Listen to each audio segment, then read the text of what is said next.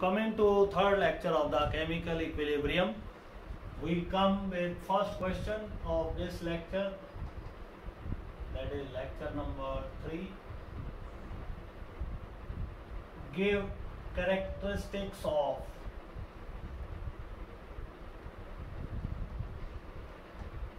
Kc, equilibrium constant, when molar concentration of the reactant and products they are taken into account. Now, first characteristics.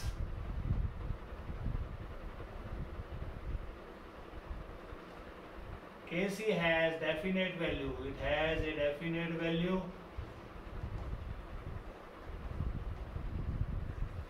at a particular temperature.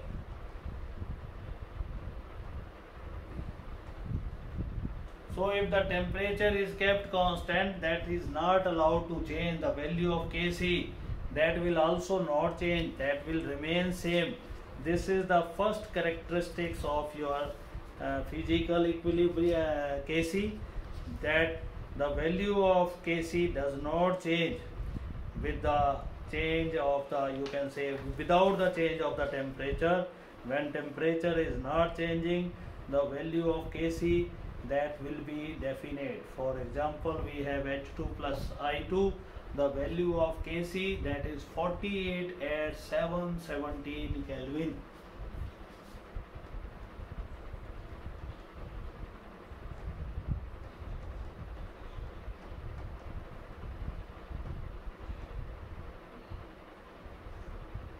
So at this temperature, the equilibrium is well maintained. When we increase or decrease the temperature, equilibrium value, that will go on changing. Then we have the second value, second characteristics of it, effect of concentration. As we know that small change in concentration of reactants or products, that does not affect the state of equilibrium, because they will adjust themselves. If we are increasing the reactant, then rate of forward reaction will increase, then product will be formed, and again there will be a state of equilibrium. Similarly, if we increase the concentration of product, then rate of backward reaction will increase, and after some time again there will be a state of equilibrium. So concentration, slight change in concentration does not affect the value of Kc. And then we have inverse value. Kc has inverse value for the backward reaction. If this reaction is started from 2Hi to give you H2 plus I2, the value of Kc, that will be 1 by 48 at 717 Kelvin. So the value is reverted, because forward reaction has become backward reaction, back reaction has resumed the forward direction. Then we have the extent of reaction.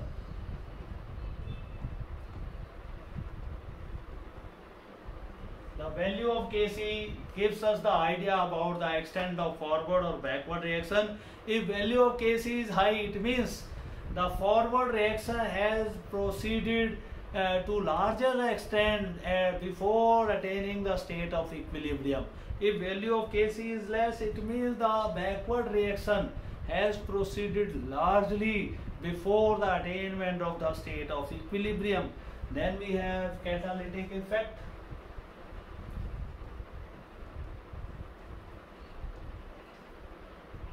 As we have already studied, a catalyst is that substance which affects both the reaction to equal extent. So catalyst will not affect only one reaction, it will not affect the state of equilibrium. It will be achieved as such as it was brought in the absence of catalyst. But we can say in the presence of catalyst, you can say the time in which the state of equilibrium is obtained, that will be reduced if catalyst is added to the equilibrium mixture. Then we have units of Kc. As we know that Kc is equal to the molar concentration of product upon molar concentration of reactants. If delta N is positive, means number of mole of product greater than number of mole of reactant, then Kc has units. If delta N is negative, number of mole product less than number of moles of reactant, Kc has units, but in inverse form. If delta N is 0, Kc has no unit, because number of mole of product and reactant, they are equal. Then we have the molar concentration on upper side moles per liter, same will be on lower side, they will be cancelled out, and there will be no unit for such reactions where number of moles of the reactant, they are equal to the number of moles of the product. Now let us explain this by taking one example. Let us take the combination of N2 plus 3H2, you get 2NH3 here, number of moles of product delta N, let us calculate.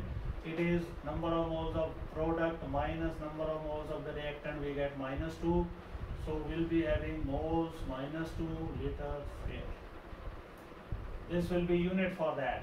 Similarly, if we are having more reactant, PCl5 changes into PCl3 plus Cl2, delta N in this case, that is 2 minus 1, this will be 1. So in this case, we will be having the unit moles per liter. Then we take the third example, where number of moles, they are not changing, H2I2 gases. We are giving 2Hi, so delta N is 2 minus 2, 0. Kc is no unit, unitless. So this is the proof for that. Now we come to the next topic.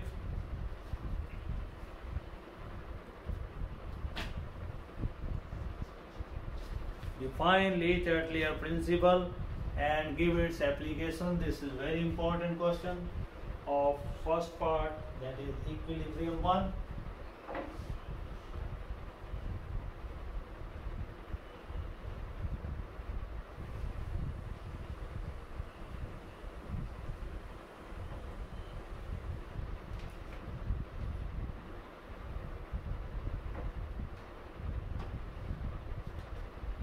Now, what is LeChatllier's principle? This principle was given by LeChatlier and Brown. They were two scientists who gave this principle, and in this principle we want to state that when a reversible chemical reaction attains the state of equilibrium, a small change in concentration, temperature or pressure adjusts itself, shifts the system, adjusts itself to in such a way so that to undo your imposed change. Means system balances itself. If you are trying to disturb the system by increasing concentration of reactant or product, then system adjusts itself in such a manner so that to undo your imposed change. This is called as LeChatllier's principle. So question number 2 of this lecture, define and explain LeChatllier's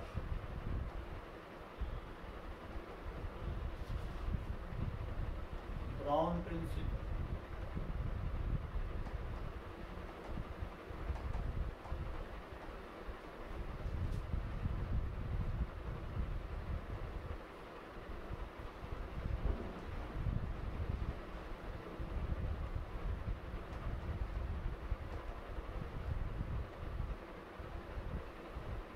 What does this principle state? When a chemical system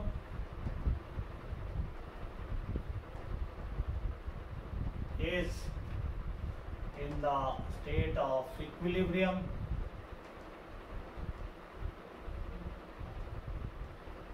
then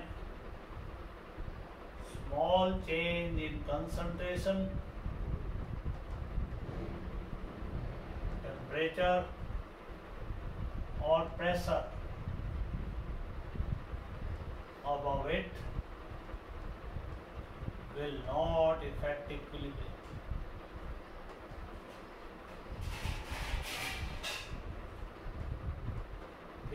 system has the tendency to undo the imposed change, because system has the tendency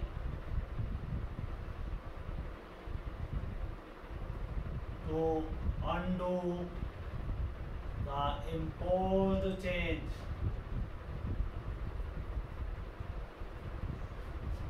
This is our LeChatllier's principle. Now we study of the principle.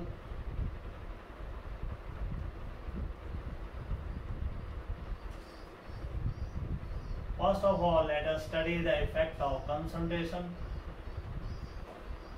For this, we take a reaction whose one of the macroscopic property can be easily observed.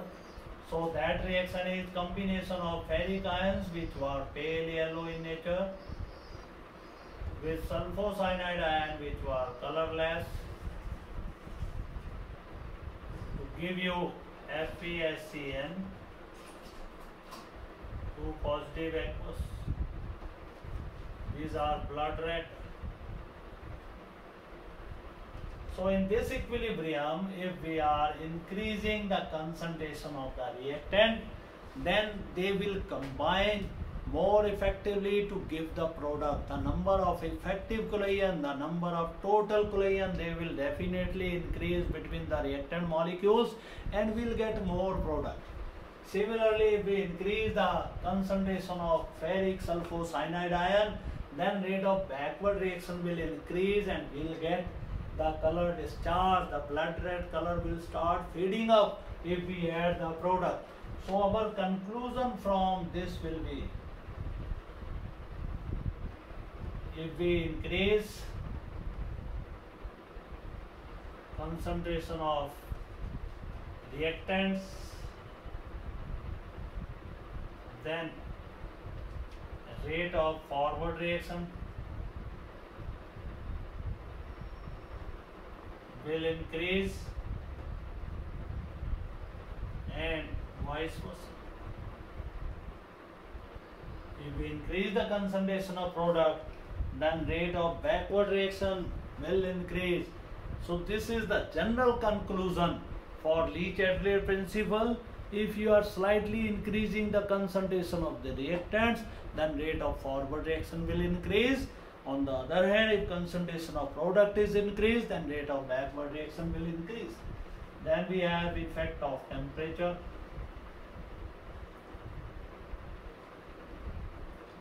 An equilibrium involves two opposing reactions. If forward reaction is endothermic, then backward reaction must be exothermic in nature. For example, we are having N2 gas combining with 3H2 gas, giving you 2NH3. Delta H in this case is minus 93.6 kilojoule per mole. So in this case, delta H is negative. It means forward reaction is exothermic and backward reaction is endothermic.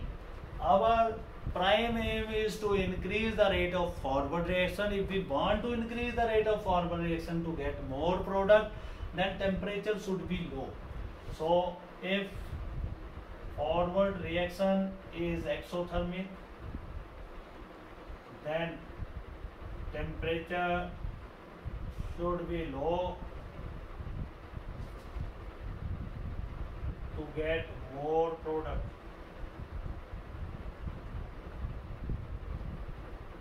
If forward reaction is endo, then reverse will happen. So exothermic reactions, they are favored at low temperature. If forward reaction is endothermic, as we are seeing here, this is endo. So rate of forward reaction can be increased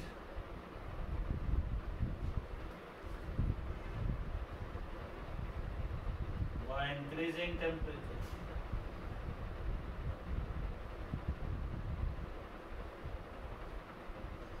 So this is effect of temperature. Then we have effect of pressure.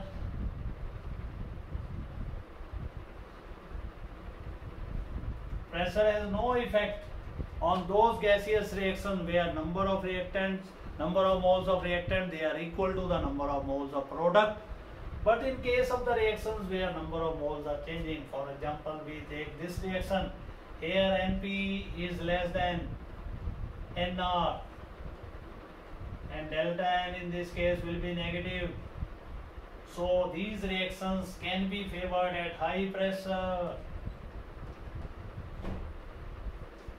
On the other hand, the reactions like PCl5 gaseous breaks up to give you PCl3 gaseous plus Cl2 gaseous where delta N is positive. They are favored at low pressure. So if number of moles of product, gaseous product, they are more, then we should decrease the pressure so that the reaction should proceed in that direction, which should give the more number of products to occupy whole of the available space. Then we have effect of adding inert gas.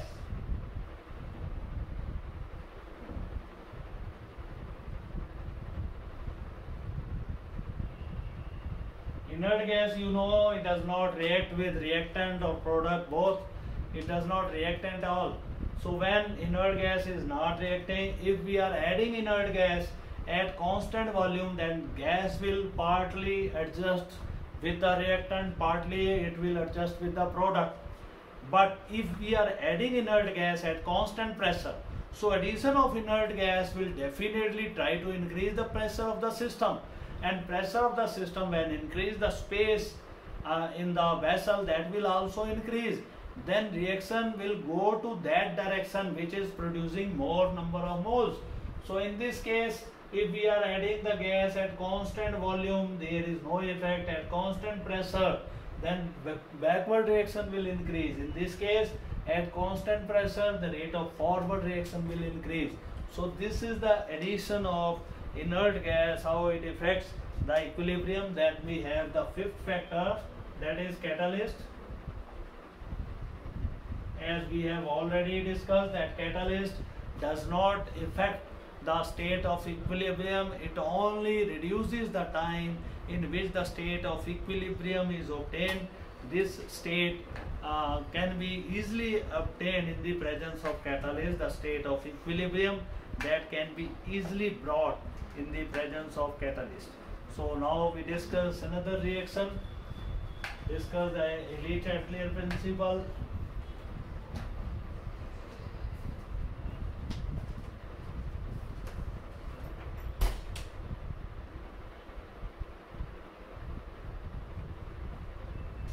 On reaction 2NO2 changes into N2O4.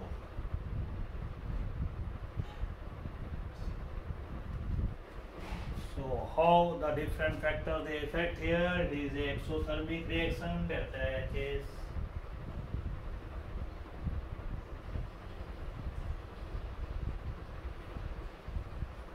so we'll be discussing all the factors on this reaction. What is the effect of concentration? Clear, if we increase concentration of NO2, we are likely to get more N2O4. Then we have effect of temperature. In this reaction is exothermic. If forward reaction is exothermic, we want to increase the rate of forward reaction, then temperature should be temperature should be low here. Then we come to the third factor, that is effect of pressure.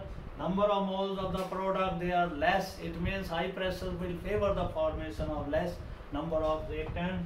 Then we have addition of inert gas. Inert gas does not affect at constant volume, but it will definitely increase the rate of backward reaction at constant pressure. So at constant pressure, when we are adding an inert gas, it will try to increase the internal volume and reaction will try to shift in that side, which can assume whole of the space, means it will go in the backward direction because it is producing more number of moles. Then we have catalyst. Catalyst has similar effect. It will only reduce the time in which the reaction has been, equilibrium has been obtained. It will not affect the state of equilibrium by any means. Then we have what is reaction coefficient and Kc, how it is related to Kc.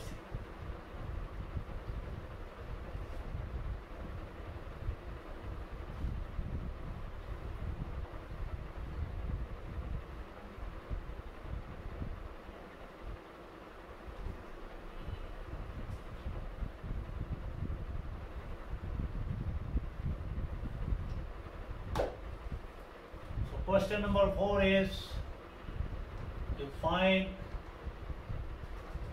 reaction QC.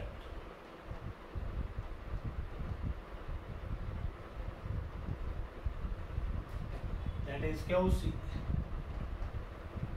Now what is reaction QC? Let us define it. It is defined as the ratio of the molar concentration of the partial pressure of the product species to the partial pressures of the reactant species at any stage of the reaction. It is not a binding of equilibrium. That is, at any state of the reaction, the ratio of the molar concentration of the product to the molar concentration of the reactant, that is called as QC.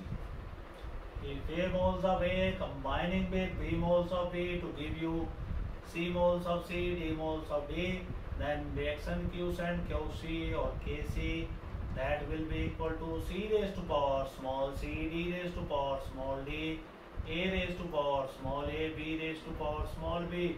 This is called as reaction QC. And reaction QC, it is equal to Kc when the reaction is in the state of equilibrium.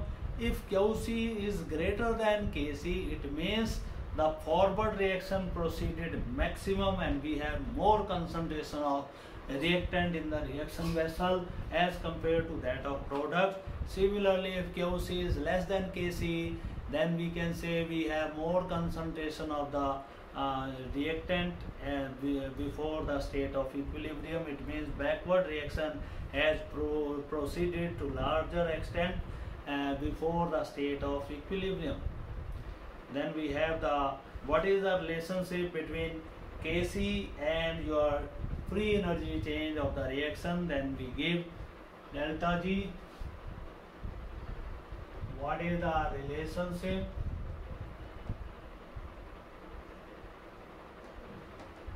between delta G and QC or Kc? That relationship is delta G is equal to delta G standard plus RT log n Kc or QC. This is the relationship between delta G and your QC or Kc. So now this is our 5th question. Now we come to 6th question. Define acid-base neutralization reactions. What are acid-base neutralization reactions? So these reactions, they involve the combination of acid with base to produce salt and water. When 1 gram equivalent of acid combines with 1 gram equivalent of base, the salt and water are produced. 1 mole of salt and water is produced. Delta H in this case comes out to be minus 57.1 kilojoule per mole. So this is your acid-base neutralization reaction. Then we have the salt hydrolysis. What is salt hydrolysis?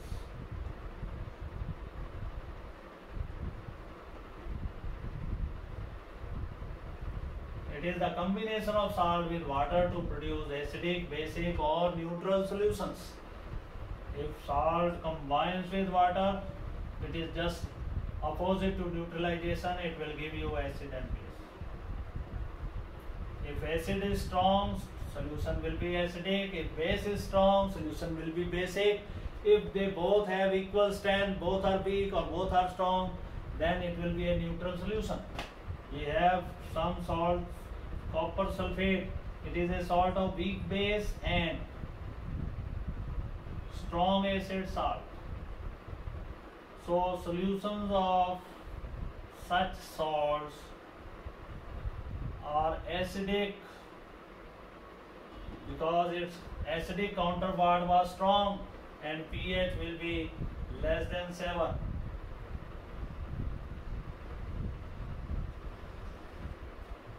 Then we have second salt, for example, we have ammonium chloride. This is a salt of weak base and strong acid.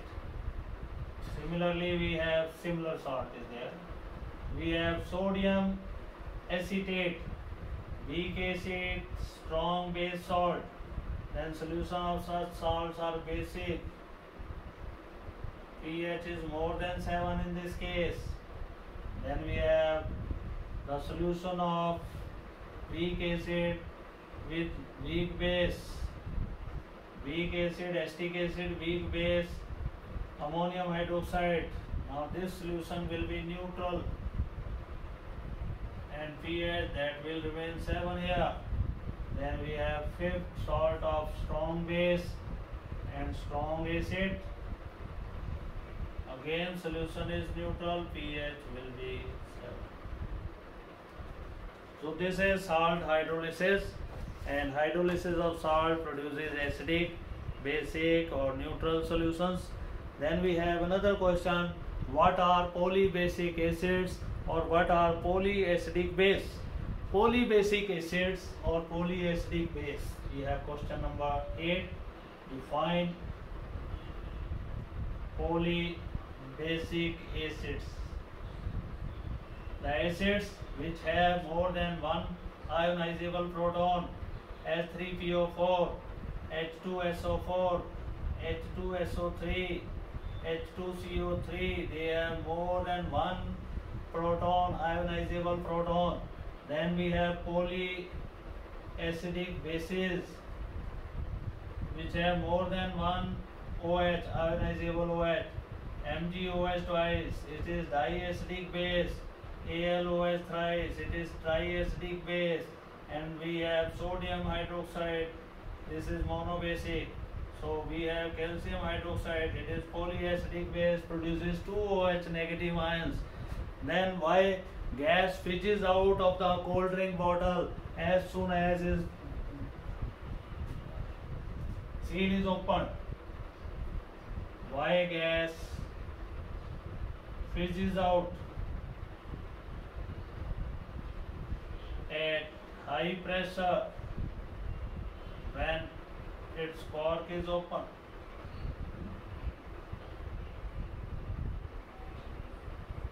So when cork of the cold drink bottle it is opened, then the gas which was dissolved in the cold drink, that gas pressure tends to dominate the atmospheric pressure, and in order to do that, its solubility in the liquid cold drink that decreases and it escapes out from the liquid at a very high pressure.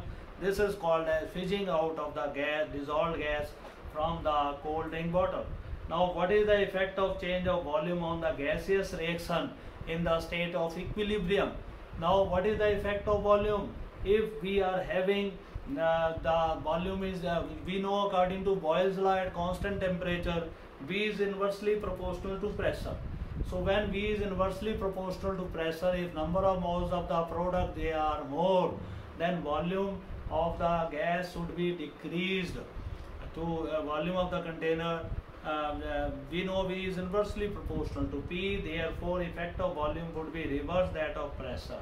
If delta N is negative, then volume should be low.